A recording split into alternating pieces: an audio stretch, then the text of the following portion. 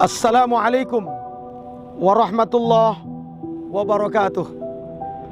Sahabat Taslim yang Allah muliakan, alhamdulillah kita masih diberi oleh Allah nikmat iman, Islam dan kesehatan. Sahabat Taslim yang dimuliakan oleh Allah, akhir-akhir ini kita diguncangkan dengan berita yang sangat populer, yaitu tentang pembunuhan. Atas hal itu sahabat yang dimuliakan oleh Allah, Allahu Akbar, Al-Quran sudah menjelaskan tentang akibat di dunia dan juga di akhirat bagi orang-orang yang membunuh. Dalam kesempatan yang berbahagia saat ini sahabat Taslim, saya ingin menyampaikan dalam kaidah para fuqaha, para ahli fikih mengatakan bahwa kullu dzanbin ghairi syirkin, setiap dosa yang bukan syirik, tahta masyiatullah, semua ada dalam kehendak Allah.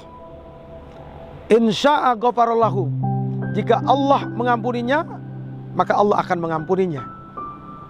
Insya'a adzabahu, jika Allah ingin memberi azab padanya maka Allah pun akan memberi azab padanya. Sahabat Taslim yang dimuliakan oleh Allah, atas perkara inilah bagaimana pembunuhan dalam Islam. Dalam Al-Quran surat Al-Isra ayat yang ke-33, Allah subhanahu wa ta'ala berfirman, A'udzu billahi minasyaitonir rajim, wa la taqtulun nafsal lati harramallahu illa bilhaq. Jangan sekali-kali kamu membunuh jiwa yang tidak diperbolehkan oleh Allah untuk membunuhnya. Sahabat Taslim yang dimuliakan oleh Allah subhanahu wa ta'ala, di mana dalam ayat ini Allah mengingatkan pada kita bahwa jangan sekali-kali membunuh hamba yang diharamkan oleh Allah untuk membunuhnya illa bil haq, kecuali membunuhnya dengan benar. Mungkin sahabat bertanya, di manakah letak pembunuhan yang diperbolehkan dalam Islam? Sahabat, satu, bila dia sudah menikah lalu dia berzina, maka diperbolehkan untuk dirajam atau dibunuh.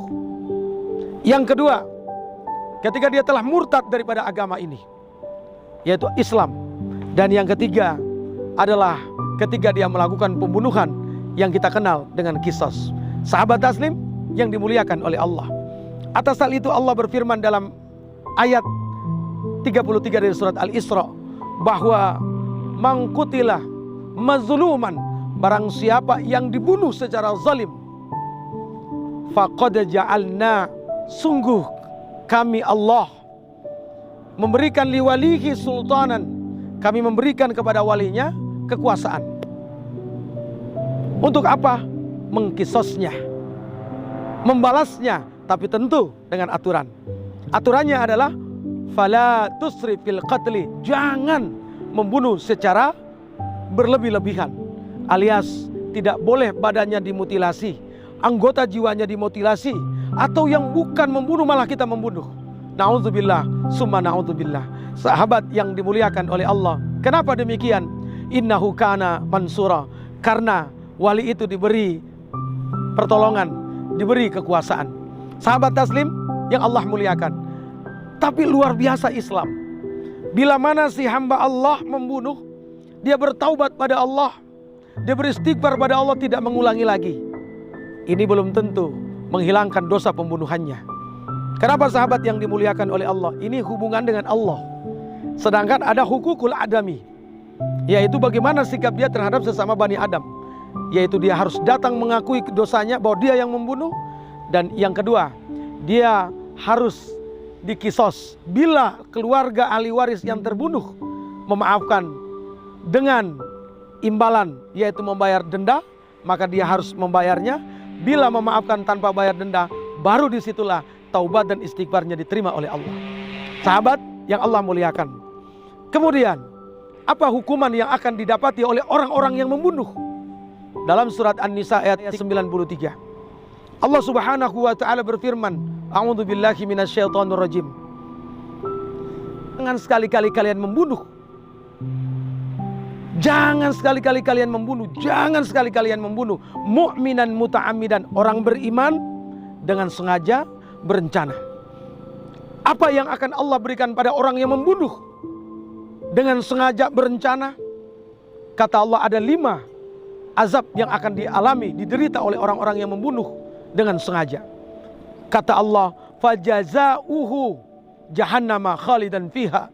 Dia akan disiksa dalam neraka jahanam. Sahabat, neraka jahanam itu kita injak di atasnya, kepala kita menggolak saking panasnya. Nauzubillah. Yang kedua, khalidan fiha, dia akan kekal di dalamnya selama-lamanya. Kemudian yang ketiga, wa ghadiballahu alaihi, Allah Subhanahu wa taala akan memurkainya. Wa la'anahu, yang keempat, Allah melaknatinya. Allah tidak akan memberi rahmat padanya. Dia putus dengan rahmat Allah Subhanahu wa taala. Nauzubillah. Dan yang terakhir adalah wa wa'ada lahu adzaban azimah. Dia disediakan oleh Allah azab yang lebih besar daripada itu. Sahabat, tapi bagi seorang yang mukmin, yang beriman, dia tidak murtad, dia membunuh, dia dalam neraka lama, tetapi entah kapan dikeluarkan, tapi satu saat akan dikeluarkan oleh Allah. Namun sahabat, kita tidak membayangkan berapa lama di dalamnya. Mudah-mudahan 2 buah ayat Allah Subhanahu wa taala ini menjadi sebuah pengingat bagi kita bahwa kita boleh hindar daripada hukum dunia, tapi ada hukum di akhirat nanti. Dan ingat, dunia hanya sementara, akhirat selamanya. Kita tidak akan lari daripada hisaban Allah Subhanahu wa taala. Sahabat, bila semua umat manusia menyadari hal ini, maka insya Allah dia akan yang ada islah, perbaikan, menunjukkan akhlak yang mulia. Bila ada masalah, fa aslihu baina akhwaikum. Mereka musyawarah, mereka mendamaikan di antara satu dengan yang lain. Taslim yang dimuliakan oleh Allah Subhanahu wa taala. Perkara darah dalam Islam sangat diagungkan, sangat dimuliakan oleh Allah Subhanahu wa taala. Atas hal itu, jangan kita bermain-main dengan urusan darah. Saya menutup kultum ini dengan menyitir sebuah hadis Rasul SAW yang disampaikan oleh Imam An-Nasai dan Imam At-Tirmizi, bahwasanya kehilangan dunia beserta isinya tidak ada apa-apanya dibanding dengan kehilangan jiwa seorang manusia.